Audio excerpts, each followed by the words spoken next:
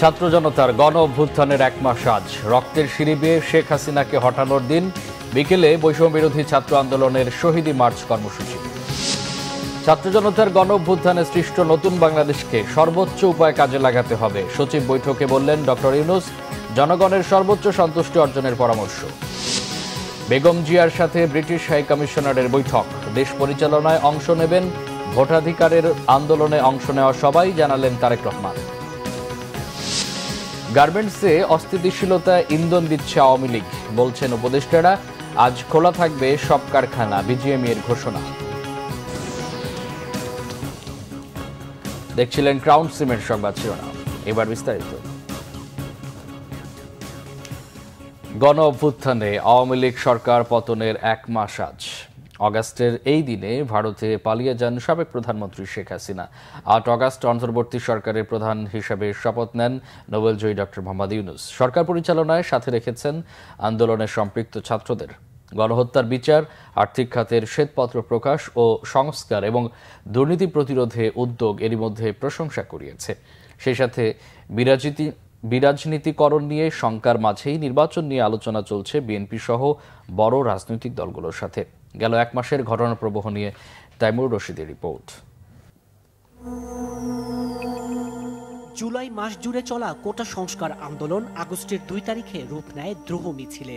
2 August Sheikh হাসিনার পদত্যাগের 1 দফা দাবিতে দ্রোহযাত্রা শেষে কেন্দ্রীয় শহীদ মিনারে সমাবেশে জড়ো হন নানা শ্রেণী পেশার লাখো মানুষ। মূলত সেদিনই নিশ্চিত হয়ে যায় আওয়ামী লীগের ভবিষ্যৎ। জনসমর্থন শূন্যের কোটায় জেনেও শুধু বল প্রয়োগ করেই ক্ষমতায় টিকে থাকার প্রাণান্তকর চেষ্টা করে আওয়ামী লীগ। আগস্টের 3 ও 4 তারিখেও ছাত্র জনতার রক্ত ঝরে, তবে শেষ রক্ষা হয়নি।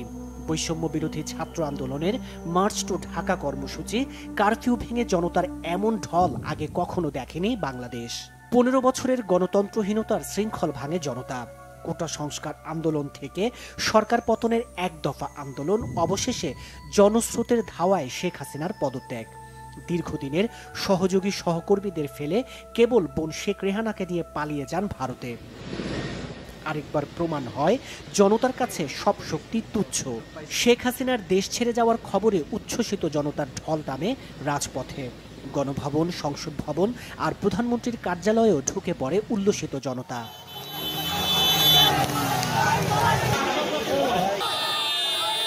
একদিকে মুক্তির আনন্দ, অন্যদিকে ভেঙে পড়া আইনশৃঙ্খলা পরিস্থিতি নিয়ে শঙ্কা। এমন দোলাচলে 8 আগস্ট প্যারিস থেকে দেশে ফিরে অন্তর্বর্তী সরকার প্রধানের দায়িত্ব নেন নোবেলজয়ী ডক্টর মোহাম্মদ ইউনূস। নতুন দেশ গড়ায় তার প্রতি আস্থা রাখতে আহ্বান জানান সবার প্রতি। আপনারা যদি আমার উপরে বিশ্বাস রাখেন, আমার উপরে ভরসা রাখেন, তাহলে নিশ্চিত করেন যে দেশে কোনো জায়গায় কারো উপরে হামলা হবে না। এটা আমাদের প্রথম দায়িত্ব। আমার কথা না শুনলে আমার কোনো প্রয়োজন নাই। আমার প্রথম কথা হলো, আপনারা বিশৃঙ্খলা থেকে দেশকে রক্ষা করেন, আপনারা সহিংসতা থেকে দেশকে রক্ষা করেন। শেখ হাসিনা দেশ ছাড়ার পর থেকেই গা ঢাকা দেন আওয়ামী লীগ এবং সহযোগী সংগঠনের প্রায় সব পর্যায়ের নেতাকর্মীরা। দেখা মিলছে না দাপুটে অনেক মুখের, রীতিমতো হাওয়া রাজনীতির মাঠ ও মিডিয়া কাঁপিয়ে বেড়ানো হেভিওয়েটরা। ছাত্র জনতার গণ অভ্যুত্থানে শেখ হাসিনার সরকারের পতনের পর এ পর্যন্ত সালমান এফ রহমান, আনিসুল হক, দীপু মনি সহ আওয়ামী লীগের কেন্দ্রীয় অনেক নেতা গ্রেফতার হয়েছেন। আছেন শরিক 14 দলের শীর্ষ নেতা ইনু মেননও। কারাগারে ঠাঁই হয়েছে সমালোচিত সাবেক এক বিচারপতিরও। গ্রেফতার হয়েছেন গুম খুনে সরাসরি জড়িত থাকার দায়ে অভিযুক্ত সাবেক এক সেনা ও এক নৌ কর্মকর্তাও। এ পর্যন্ত শতাধিক মামলা হয়েছে শেখ হাসিনার বিরুদ্ধে। দাবি উঠেছে গণহত্যার দায়ে আওয়ামী লীগ নিষিদ্ধের। নতুন সরকারকে এরই মধ্যে বেশ কিছু চ্যালেঞ্জ মোকাবেলা করতে হয়েছে। অন্তর্বর্তীকালীন সরকারকে আইনি জটিলতায় ফেলতে 10 আগস্ট নীরবেই ফুলকোর্ট মিটিং ডাকেন তখনকার প্রধান বিচারপতি ওবায়দুল হাসান। শিক্ষার্থীদের আন্দোলনের তোড়ে পদত্যাগ করেন তিনি সহ আপিল বিভাগের 5 বিচারপতি। 15 আগস্ট প্রতি বিপ্লবের হুঁশিয়ারিও থোপে টেকেনি। আর সবশেষ 25 আগস্ট চাকরি সরকারি করার দাবিতে অবস্থান কর্মসূচিকে কেন্দ্র করে শিক্ষার্থীদের সঙ্গে সংঘর্ষে জড়ায় আনসার সদস্যরা। সচিবালয় এলাকায় দুপক্ষের সংঘর্ষে ছাত্র আন্দোলনের এক সমন্বয়ক সহ আহত হন অনেক শিক্ষার্থী। এ বাস্তবতায় রাষ্ট্র কাঠামো ঢেলে সাজানোর কোনো বিকল্প দেখছেন না বিশিষ্টজনরা। মৌলিক সংস্কারের জন্য সরকারকে যৌক্তিক সময় দেওয়ার মত তাদের। রাষ্ট্র কাঠামো ঢেলে সাজানো, নতুন রাজনৈতিক সমঝোতার কথা বলা হচ্ছে। অনেক ক্ষেত্র আছে যেখানে মৌলিক সংস্কারের পরিবর্তনের দরকার। এমনিতেই সরকার দায়িত্ব নিয়েছে একটা কর্তৃত্ববাদের পতনের যে ধ্বংসস্তূপ, তার উপর সরকার পরিচালনার দায়িত্ব নিচ্ছেন। সব জায়গায় সর্বত্র কিন্তু বিশৃঙ্খলা, সুশাসনের যে সমস্ত উপাদানগুলো সবই কিন্তু অনুপস্থিত। এখানে সমস্ত হচ্ছে যে এক ধরনের বিশৃঙ্খলা, অনেক ক্ষেত্রে অরাজকতা বিরাজ করছে। তো এই বিষয়গুলো গুছিয়ে নিয়ে এই অন্তর্বর্তীকালীন সরকারের পক্ষে তার পরবর্তীতে এটাকে প্রাধান্য অনুসারে যে মৌলিক সংস্কারের জায়গাগুলো, এগুলো সম্পন্ন করাটা একটা দীর্ঘমেয়াদী, আমি মনে করি না স্বল্প মধ্যম মেয়াদে এটা সম্ভব। নতুন স্বাধীনতার স্বাদ নিচ্ছে বাংলাদেশ। রাজপথে শত শত মানুষের রক্তের বিনিময়ে যে বাক ও মত প্রকাশের স্বাধীনতার অধিকার মিলেছে, তা যেন আর ক্ষুণ্ণ না হয়, জন্ম না হোক নতুন কোনো স্বৈরাচারের। তাইমুর রশিদ, বাংলাভিশন, ঢাকা। আওয়ামী লীগ সরকার বিচার, শিক্ষা ও স্বাস্থ্য ব্যবস্থাকে পুঁজি করে ফ্যাসিজম প্রতিষ্ঠা করেছিল। গতকাল বৈষম্য বিরোধী ছাত্র আন্দোলনের সংবাদ সম্মেলনে এমন মন্তব্য করেছেন সমন্বয়ক হাসনাত আব্দুল্লাহ। অন্তর্বর্তী সরকারকে প্রশ্নবিদ্ধ করতে যারা এখন মাঠে নামছেন, তারা গত 16 বছর কোথায় ছিলেন, সেই প্রশ্ন রাখেন তিনি। এদিকে গণঅভ্যুত্থানের 1 মাস পূর্তিতে আজ শহীদি মার্চ কর্মসূচি ঘোষণা করেন সমন্বয়ক সার্জিস আলম। ক্ষমতাকে প্রশ্ন করার চর্চাটাকে আমরা রাখতে যাচ্ছি। তো এখন আপনাদের কাছে আমাদের প্রশ্ন, আপনারা জনগণের কাছে জানতে চান, আপনারা জনগণকে একটু কাইন্ডলি প্রশ্ন করেন যে তারা রাজনৈতিক দল চায় কিনা, তারা চায় কিনা এই দ্বিবিভাজনের যে রাজনীতি যেটি ছিল সেটি থেকে তারা মুক্তি পেতে চায় কিনা। কারণ আমরা দেখেছি ক্লকওয়াইজ এবং এন্টি ক্লকওয়াইজ করাপশন। আপনারা যারা বুদ্ধিবৃত্তিক মহলে ফেসিবাদী রাজনীতিকে পুনর্বাসন করতে চাচ্ছেন, আপনারা ফেল মারছেন অনেক আগে। রাজনৈতিক পথটাকে আপনারা রুদ্ধ করে দিয়েছেন, সেটির দায়ভার আপনাদেরকে নিতে হবে। সেটির দায়ভার যদি আপনারা না নিয়ে আবার যদি রাজনীতি করার, পুনর্বাসন করার চিন্তা করেন, তাহলে সেক্ষেত্রে এই ছাত্র নাগরিক যারা শহীদ হয়েছে, আমরা ফিল করি তাদের কাছে আমাদের জবাবদিহিতা রয়েছে, তাদের কাছে আমাদের দায়বদ্ধতা রয়েছে। আগামীকালকে আবারও আমার ওই শহীদ ভাইদের স্মৃতিকে, স্পিরিটকে নিজের মধ্যে ধারণ করে আমার ওই যে আহত ভাইগুলো এখনো হাসপাতালের বিছানায় কাতরাচ্ছে, আমার যে ভাই বোনগুলো তাদের হাত হারিয়েছে, পা হারিয়েছে, চোখ হারিয়েছে, তাদেরকে স্মরণ করে, তাদের স্মৃতিকে ধারণ করে আমরা আগামীকাল 5 সেপ্টেম্বর আমাদের ছাত্র জনতার অভ্যুত্থানের 1 মাস পূর্তি উপলক্ষে আমরা একটি শহীদি মার্চ করতে চাই।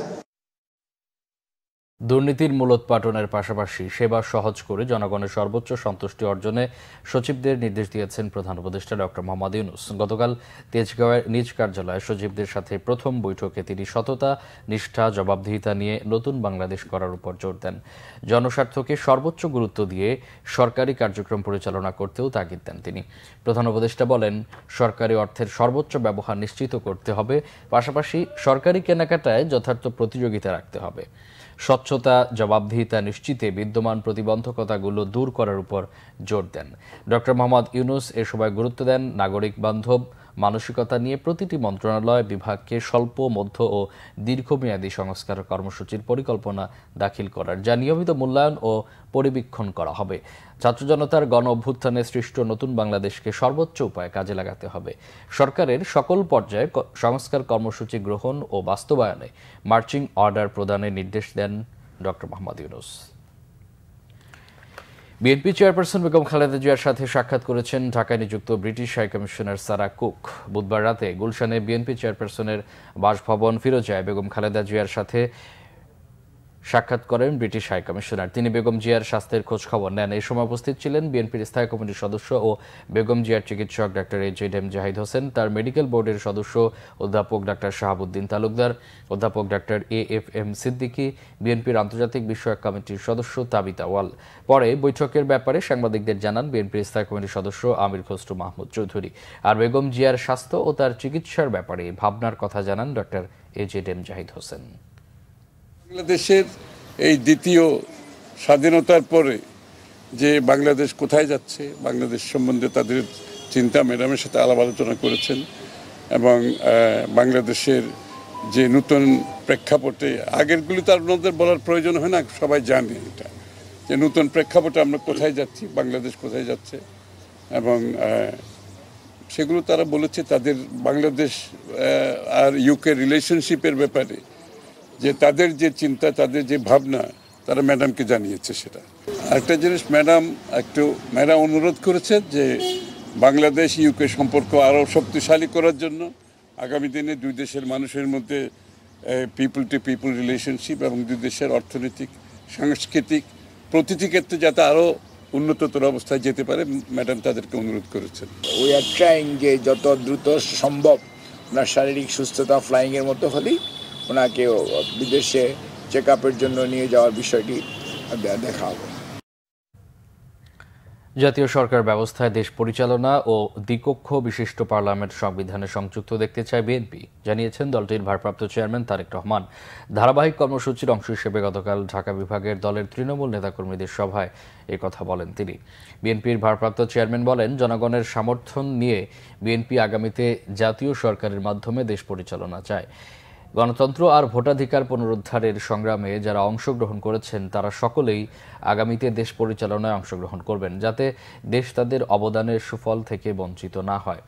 দেশে প্রথাগত রাজনীতির সাথে সম্পৃক্ত নন, কিন্তু দেশ গঠন, উন্নয়ন ও পরিচালনায় অংশগ্রহণ করতে চান এমন অসংখ্য জ্ঞানী, গুণী শিক্ষক, শিল্পী, সাহিত্যিক, সাংবাদিক, গবেষক, চিকিৎসক, কারিগরি বিশেষজ্ঞ, মানবতা কর্মী রয়েছেন, কিন্তু বর্তমান সাংবিধানিক কাঠামোতে তাদের পক্ষে সংসদে সদস্য হিসেবে অবদান রাখার সুযোগ নেই। তাদের সেবা আর অবদান দেশের কাজে লাগাতে বাংলাদেশেও উচ্চকক্ষ সহ দ্বিকক্ষ বিশিষ্ট পার্লামেন্ট ব্যবস্থা সংবিধানে সংযুক্ত দেখতে চায় বিএনপি। শ্রমিক অসন্তোষের পেছনে আওয়ামী লীগের লোকজন সহ বহিরাগতরা রয়েছে, তাদের বিরুদ্ধে অ্যাকশন শুরু হবে জানিয়েছেন শ্রম ও কর্মসংস্থান উপদেষ্টা আসিফ মাহমুদ সজীব ভুঁইয়া। এদিকে স্থানীয় সরকার উপদেষ্টা এএফ হাসান আরিফ বলেছেন, কারখানা শ্রমিক ও দেশের অর্থনীতি বাঁচাতে হলে কিছু সংখ্যক ব্যক্তির বিরুদ্ধে কঠোর পদক্ষেপ নিতে হবে। সচিবালয়ে তারা এসব কথা বলেন। গতকাল স্বরাষ্ট্র মন্ত্রণালয়ের সভাকক্ষে শ্রমিক অসন্তোষ নিয়ে বৈঠকের পর শ্রম উপদেষ্টা জানান, শ্রমিক অসন্তোষ নিয়ে মালিক ও শ্রমিক পক্ষের সঙ্গে একাধিক সভা হয়েছে। এখন যে আন্দোলনগুলো হচ্ছে এর প্রকৃতি শ্রমিক নেতারা বুঝে উঠতে পারছেন না, কারণ এখানে কোনো নির্দিষ্ট দাবি উঠে আসছে না, কোনো নির্দিষ্ট দফা পাওয়া যাচ্ছে না। অভিযোগ করেন, বহিরাগত লোকজনই এই আন্দোলনে বেশি।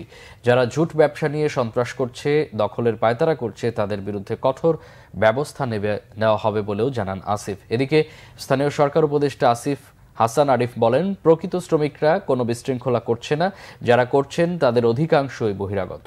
তাদের মোকাবেলায় কঠিন হতে হবে বলেও মন্তব্য তার।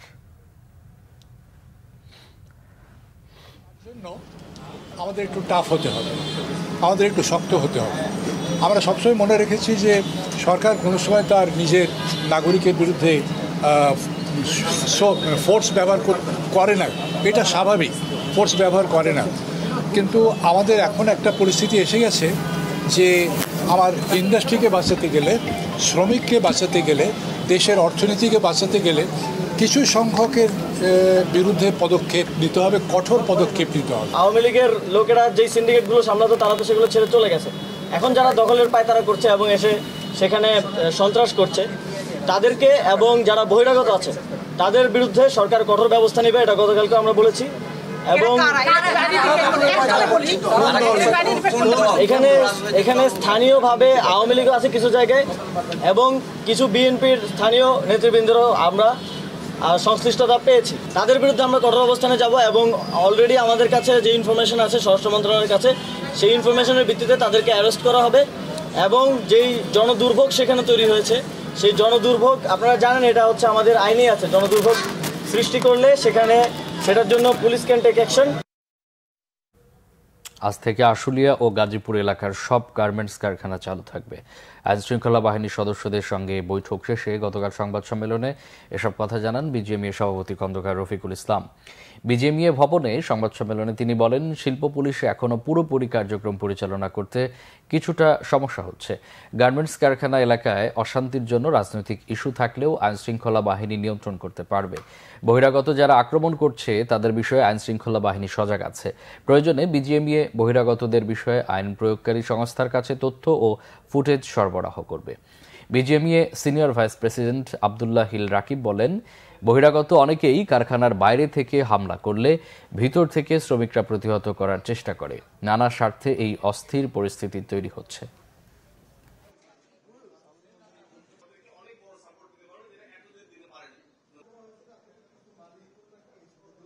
কিছু ফ্যাক্টরি ক্ষয়ক্ষতির সম্মুখীন হয়েছে, ভাঙচুর হয়েছে কিছু অল্প কিছু, বাট সবচেয়ে বড় ক্ষতি যেটা প্রোডাকশন না করতে পারা।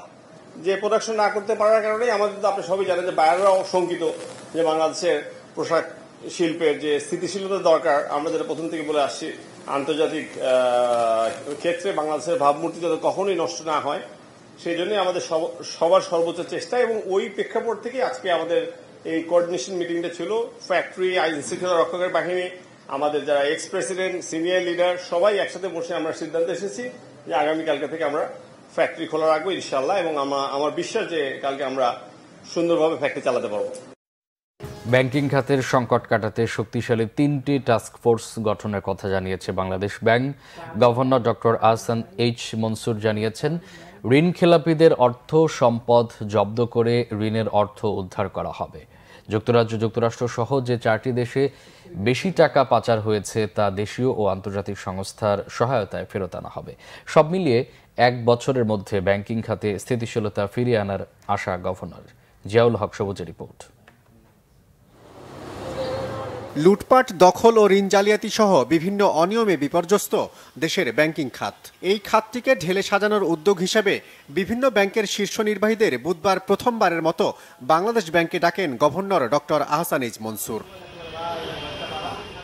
ব্যাংকার্স বৈঠক নামে পরিচিত এই সভায় নতুন গভর্নর এমডিদের কি নির্দেশনা দিলেন সেটাই জানান ব্যাংকের শীর্ষ নির্বাহীদের সংগঠন এবিবির সভাপতি। ওনার একটা টাস্ক ফোর্স যে বলেছি যে এটা তৈরি করবেন, এবং এখানে দেশীয় এবং আন্তর্জাতিক সাপোর্ট থাকবে। ইন্টারন্যাশনাল এক্সপার্টদেরকে ওনারা আনছেন বিভিন্ন আন্তর্জাতিক প্রতিষ্ঠান থেকে। উনি লিবারেল ইন্টারেস্ট রেট রেজিম বিশ্বাস করেন। আমাদের যেমন কিছু অলিখিত আপার ক্যাপ ছিল লেন্ডিংয়ে 14% মতো, ওইগুলো উনি তুলে দিয়েছেন। টাস্ক ফোর্স গঠন ছাড়াও দুর্বল ব্যাংকগুলোর তারল্য সংকট কিভাবে কাটতে পারে সেই উপায়ও বাতলে দেন গভর্নর। জানান, নতুন টাকা না ছাপিয়েও খাদের কিনারে থাকা ব্যাংকগুলোকে সীমিত অর্থ ধার দেবে কেন্দ্রীয় ব্যাংক। কিছু সীমিত আকারের লিকুইডিটি সাপোর্ট আমরা দেব ওই ব্যাংকগুলোকে, এবং সেটা আমরা চেষ্টা করছি ইন্টার ব্যাংক লোনের মাধ্যমে। এখন বর্তমানে ওই ব্যাংকগুলোকে কোনো ব্যাংক লোন দেবে না, কাজেই বাংলাদেশ ব্যাংক এখানে গ্যারান্টার হিসেবে কাজ করবে।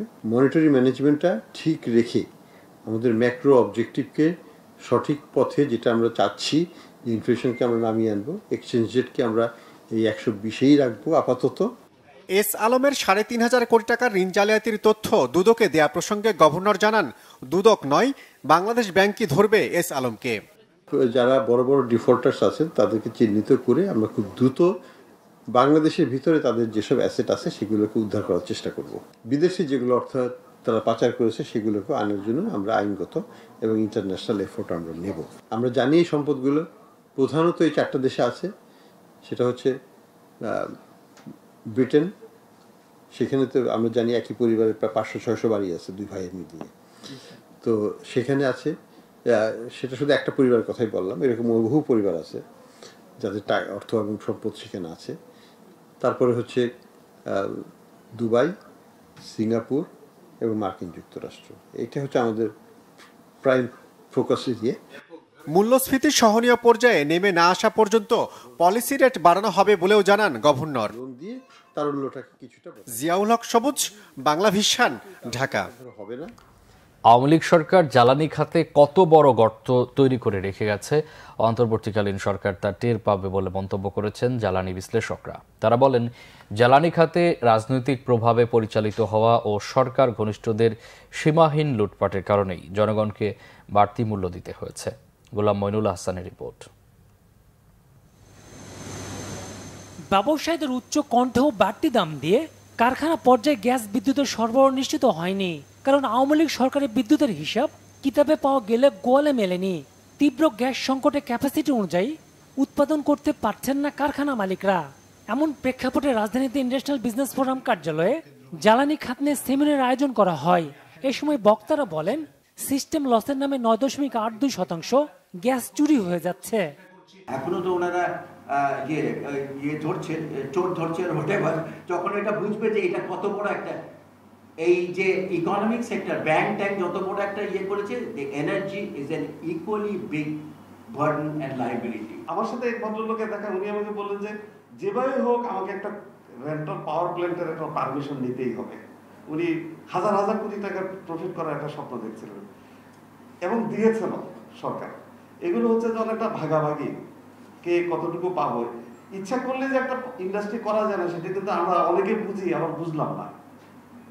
অনেক অন্য বিজনেস থেকে এসে পাওয়ার প্ল্যান্টের বিজনেস করা শুরু করলেন। জ্বালানি খাতে লুটপাটের মূল্য ব্যবসায়ী সহ সকলকে চোকাতে হচ্ছে বলে মন্তব্য করেন তারা। বাংলাদেশ ব্যাংকে দেখাচ্ছে যে আমার $42 বিলিয়ন হয়েছে, রাস্তার টোকায় রিজার্ভের জন্য বক্তৃতা দিচ্ছে। So that is pure politicization of number. Similar thing has happened in power sector. Target করেছি 24,000 মেগাওয়াট করবো 21 সালের মধ্যে। এখন কিভাবে ধরে বেঁধে ক্যাপটিভ ঢুকিয়ে আমি 24,000 করে ফেললাম। এখন দেখা যাচ্ছে যে 24,000 ক্লেম করে ফেলছি, কিন্তু আমার ব্যবহার হচ্ছে 13,000 মেগাওয়াট। এখন তো উত্তর দিতে পারি না যে 50%, 100% বেশি ক্যাপাসিটিতে আপনি বসে আছেন। গ্যাস পারচেজ পলিসিটা আমাদের কি রকম হওয়া উচিত? আমরা কি স্পট রেটে কিনবো নাকি ইন্ডেক্স প্রাইসে কিনবো? এখন স্পট রেট হলে আমি আপনি সে টেবিলে সামনাসামনি বসে আমার কত তোমার কত ওইভাবে কিনতে পারি। আমার তো মনে হয় এগুলোই চলছিল, কারণ আমাদেরকে নিয়ে কোনো চিন্তা হয় না, ওনাদের পকেট কত ভারী হয় ওটা নিয়ে চিন্তা হচ্ছিল। নতুন করে গ্যাস অনুসন্ধান করা না হলে আগামী 10 বছরের মধ্যে দেশে গ্যাস শেষ হয়ে যাবে বলেন আলোচকরা। গোলাম মইনুল হাসান, বাংলা ভিশন, ঢাকা। খেলার খবর, ক্রিকেট। পাকিস্তানে ঐতিহাসিক সিরিজ জিতে দেশে ফিরেছে বাংলাদেশ ক্রিকেট দল। বুধবার রাতে 2 দফায় শাহজালাল আন্তর্জাতিক বিমানবন্দরে পৌঁছান ক্রিকেটাররা। রবিবার থেকে শুরু হবে ভারত সফরের অনুশীলন। ভারতে 2টি টেস্ট ও 3টি টি-20 খেলবে বাংলাদেশ। বাংলাদেশ দলের প্রথম বহরে ছিলেন 15 জন, ছিলেন না সাকিব আল হাসান। ছাত্র অভ্যুত্থানে হত্যা মামলায় অভিযুক্ত এই ক্রিকেটার বিসিবির অনাপত্তিপত্র নিয়ে লন্ডনের পথে পাকিস্তান ছেড়েছেন। খেলবেন কাউন্টি ক্রিকেট। দেশে আসার পর ফুল দিয়ে নাজমুল হোসেন শান্তদের বরণ করে নেন বিসিবির পরিচালকরা। বুধবার রাত 2টার দিকে দ্বিতীয় বহরে আরও 6 জন ক্রিকেটার দেশে ফেরেন। প্রথম বহরে সঙ্গী হয়েছেন হেড কোচ চন্ডিকা হাতুরি সিংহে। এই শ্রীলঙ্কান কোচ ফিরলেও বিদেশি কোচিং স্টাফদের বাকিরা ফেরেননি। বিমানবন্দরে সাংবাদিকদের সঙ্গে কথা বলেন শান্ত। 2-0 ব্যবধানে জেতা সিরিজকে দেশের ক্রিকেটের সেরা অর্জন বলে জানান টাইগার অধিনায়ক। আসন্ন ভারত সফরেও ভালো ফল করার ব্যাপারে আশাবাদ ব্যক্ত করেন শান্ত। আমার কাছে মনে হয় সব থেকে বড় অ্যাচিভমেন্ট এটা আমাদের বাংলাদেশ ক্রিকেটের, এবং এটা শুধু আমার একার ব্যক্তিগত কথা না, টিমে যারা আছে সবাই এটা বিশ্বাস করে।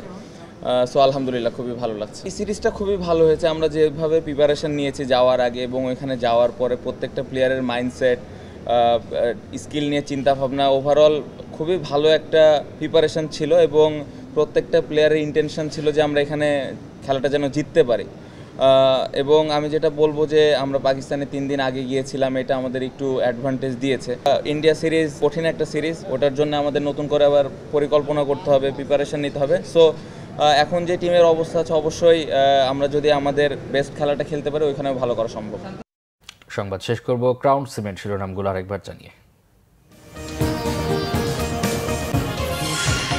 ছাত্র জনতার গণ অভ্যুত্থানের 1 মাস আজ। রক্তের সিঁড়ি বেয়ে শেখ হাসিনাকে হটানোর দিন। বিকেলে বৈষম্য বিরোধী ছাত্র আন্দোলনের শহীদী মার্চ কর্মসূচি। ছাত্র জনতার গণ অভ্যুত্থানে সৃষ্ট নতুন বাংলাদেশকে সর্বোচ্চ উপায়ে কাজে লাগাতে হবে, সচিব বৈঠকে বললেন ডক্টর ইউনূস। জনগণের সর্বোচ্চ সন্তুষ্টি অর্জনের পরামর্শ। বেগম জিয়ার সাথে ব্রিটিশ হাই কমিশনারের বৈঠক। দেশ পরিচালনায় অংশ নেবেন ভোটাধিকারের আন্দোলনে অংশ নেওয়া সবাই, জানালেন তারেক রহমান। গার্মেন্টসে অস্থিতিশীলতা ইন্ধন দিচ্ছে আওয়ামী লীগ, বলছেন উপদেষ্টারা। আজ খোলা থাকবে সব কারখানা, বিজিএমইএর ঘোষণা। এই ছিল এখনকার মতো। পরে সংবাদ সকাল 10টায়, এর আগে 9টা রয়েছে নিউজ টপ 10 দেখার আমন্ত্রণ রইল। এছাড়া বাংলা ভিশন সংবাদ ও সংবাদ সংশ্লিষ্ট অনুষ্ঠান দেখতে ভিজিট করুন www.bpnews24.com ও facebook.com/banglavisionnews এবং সাবস্ক্রাইব করুন youtube.com/banglavisionnews। এতক্ষণ সাথে থাকা অসংখ্য ধন্যবাদ।